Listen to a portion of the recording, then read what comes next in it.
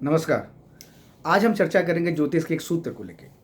ये सूत्र बहुत अहम है और ये आपके उम्र से भी संबंधित है और ये इस बात पर भी निर्भर करेगा कि कौन कौन से ग्रह वहाँ पर बैठे हैं जो हम सूत्र के हिसाब से बता रहे हैं। ये सूत्र है कि आपकी कुंडली में चंद्रदेव कहाँ बैठे हैं। सबसे पहले इस चीज़ को देखें। जहाँ पर भी चंद्रदेव बैठे हुए हैं इस बात पर ध्यान रखें कि उसके अगले भाव से जुड़े हुए जो भी कारक तत्व हैं या जो भी वहाँ के सिग्निफिकेशंस हैं वो आपको मिलेंगे। अब ये इस बात पर निर्भर करेगा कि वहाँ पर कौन से ग्रह बैठे हैं, सकारात्मक बैठे हैं या नकारात्मक बैठे हैं, वहाँ देवगुरु बृहस्पति बैठे हैं या शनिदेव बैठे हुए हैं, तो ये इस बात पर निर्भर करेगा। लेकिन इतना तय है कि दूसरे भाव से जुड़े जो भी इवेंट्स हैं आपके लाइफ में 32वें साल की उम्र में मिलेंगे। ये 32वां साल आपके लिए बहुत अहम है। जहाँ पर भी चंद्रदेव बैठे हैं वहाँ से दूसरे भाव में जो भी ग्रह बैठे हुए हैं या जो भी भाव है, अगर ये भी हो सकता है कि वहाँ पर कोई ग्रह ना बैठे हों, तो अगर कोई ग्रह नहीं बैठे हैं तो उससे जुड़े हुए इवेंट आपको मिलेंगे। लेकिन हाँ, अगर कोई अच्छे ग्रह बैठे हुए हैं तो जाहिर सी बात है वो इवेंट आपको 100% मिल जाएंगे। और नेगेटिव प्लैनेट्स हैं अगर बैठे हुए हैं, नकारात्मक जो ग्रह हैं वो बैठे हैं, जैसे राहु देव शनिदेव बैठे हुए हैं, तो वो भी मिलना आपको तय है, वो 100% ही मिलेगा आपको। तो अपने कुंडली में ये जरूर देखें कि चंद्रदेव कहाँ बैठे हैं।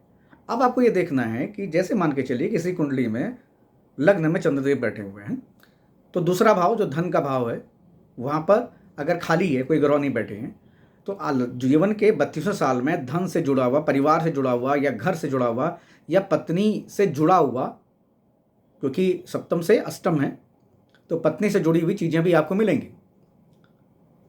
पत्नी को ससुराल से भी चीज़ें मिल सकती हैं। मतलब आपके पिताजी हो सकता है कि आपको कुछ ना दें, आपके परिवार के लोग आपको कुछ ना दें, आपकी पत्नी को दें। उनका व्यवहार बहुत अच्छा हो सकता है, उनका काम करने का तरीका अच्छा हो सकता है, वो भी मिलेगा उस पर। अब यहाँ पर अगर गुरुदेव बैठे हुए हैं तो क्या होगा? अगर देवगुरु बृहस्पति बैठे हुए हैं तो आपको धन निसंदेह मिलेगा।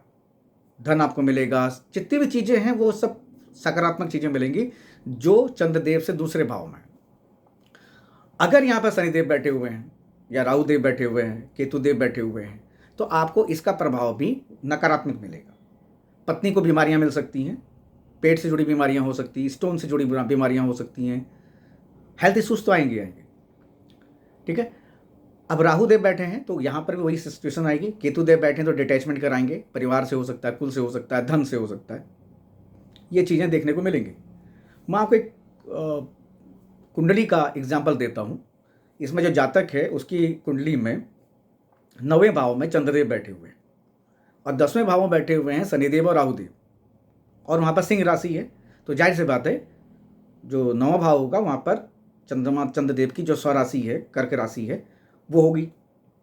अब इस जातक के साथ क्या हुआ कि जैसे ही जीवन का 32वां साल स्टार्ट हुआ या 32वां साल चल रहा था, तकरीबन मई के आसपास, क्योंकि 15 जनवरी के आसपास इनकी पैदाइश है और 15 जनवरी से लेके आप 11 मई तक का टाइम आप जोड़ें तो 11 मई तक का जो टाइम है उसमें 11 मई को वो तकरीबन फाइनल हो चुका था कि मार्च के एंडिंग से कि हमको कुछ डिसीजन लेना है। तो वो इन्होंने 11 मई को एक अपनी बड़ी कॉर्पोरेट की जॉब छोड़ी, क्योंकि राहुदेव और शनिदेव वहाँ बैठे हुए थे और इन्होंने प्लान किया कि हम अपना नया काम करेंगे, क्योंकि वो कर्म की राशि है, एक नया कर्म करेंगे, नई चीज़ लेके आएंगे। तो इन्होंने एक अच्छी खासी जो कॉर्पोरेट की नौकरी की जिसमें 2 लाख रुपए इनको महीना मिलता था, और बहुत पहले, आज से करीब 13-14 साल पहले की बात बता रहा हूँ आपको, तो उस वक्त इन्होंने एक बड़ा डिसीजन लिया। और किससे जुड़ा लिया? कर्म से जुड़ा लिया। और क्योंकि राहुदेव और शनिदेव बैठे हुए थे तो इनको वहाँ पर धोखा मिल गया। इन्होंने नया प्रयास किया, जो पुरानी कंपनी थी उससे भी उनकी बातचीत चल रही थी कि ठीक है आप वापस आ जाइएगा, अपना कुछ काम कर लीजिए, तो वहाँ से भी इनको धोखा मिला और इन्होंने अपना काम किया, लेकिन उनको इतना फ़ायदा नहीं मिला जो फ़ायदा इनको मिलना चाहिए था। अब ये एक एग्जाम्पल है, क्योंकि मैं आपको कुंडली एनालिसिस करके बता रहा हूँ कि ऐसा इनके साथ हुआ। ये कहीं पर भी हो सकता है। चंद्रदेव हो सकता है तीसरे भाव में बैठे हुए हैं, अगर चौथे भाव में कुछ सकारात्मक ग्रह बैठे हैं तो जाहिर सी बात है घर से जुड़ी चीज़ें मिलेंगी। अगर नकारात्मक प्लैनेट्स बैठे हैं, ग्रह बैठे हैं, तो फिर वहीं पर वही स्थिति आएगी। तो इस सूत्र को जो भी ज्योतिष के विद्यार्थी हैं या जो कुंडली देखने में रुचि रखते हैं या ऐसे लोग जो ज्योतिष पढ़ना चाह रहे हैं, क्योंकि सूत्र के हिसाब से आप एनालिसिस कर सकते हैं, क्योंकि ये भी हो सकता है आप ज्योतिष के विद्यार्थी ना हो लेकिन आपको रुचि हो, आपके सामने कुंडली आई और आपने देखा कि हाँ, उन्होंने पूछा आपने उनसे कि भाई आप ये बताइए 32वें साल की उम्र में आपको कौन सा इवेंट मिला था, क्योंकि चंद्रदेव आपके किसी जो भी भाव में बैठे हुए हों, अष्टम भाव में हो सकता है चंद्रदेव बैठे हों और 9वें भाव में हो सकता है कि अच्छे प्लैनेट्स बैठे हों, तो लाइफ में ट्रांसफॉर्मेशन मिलेगा, ज्ञान से जुड़ा मिलेगा, नया ज्ञान होगा, धर्म से जुड़ी चीज़ें मिलेंगी, पैसे से जुड़ी चीज़ें मिलेंगी, क्योंकि नौ भाव जो है हमारा पिता से जुड़ी भी चीज़ें मिल सकती हैं। तो इस सूत्र को जोड़ देखें, और बहुत अहम सूत्र है ये, क्योंकि इसमें पर्टिकुलर एक 32 साल की उम्र में इवेंट मिलते हैं। आप इस जो मैंने आपको सूत्र बताया है, इसको आप विभिन्न कुंडलियों में देखें। अगर आप स्टूडेंट हैं ज्योतिष के, तो आपको और इंटरेस्ट आएगा, और आप बहुत सारी और कुंडलियों में, ये भी हो सकता है कि 98% 99% कुंडलियों में आपको ये मिले। अब यहाँ पर निर्भर करेगा कि ग्रह बैठे हैं या नहीं बैठे हैं। नहीं बैठे होंगे तो इवेंट तो मिलना ही मिलना है। ग्रह क्या करेंगे, उस इवेंट को आगे बढ़ाएंगे, कैटलिस्ट की तरह काम करेंगे, उत्प्रेरक की तरह काम करेंगे और आपको इवेंट देंगे।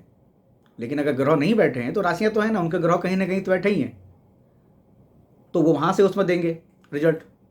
तो आपको चंद्रदेव से जो दूसरा भाव है, जुड़ा हुआ भाव है, उसमें कहीं ना कहीं इसका बेनिफिट होगा, आपको इवेंट जोड़ मिलेंगे।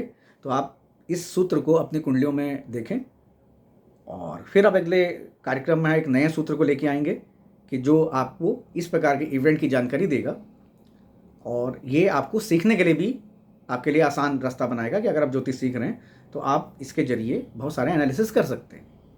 तो आज के लिए इतना, नमस्कार।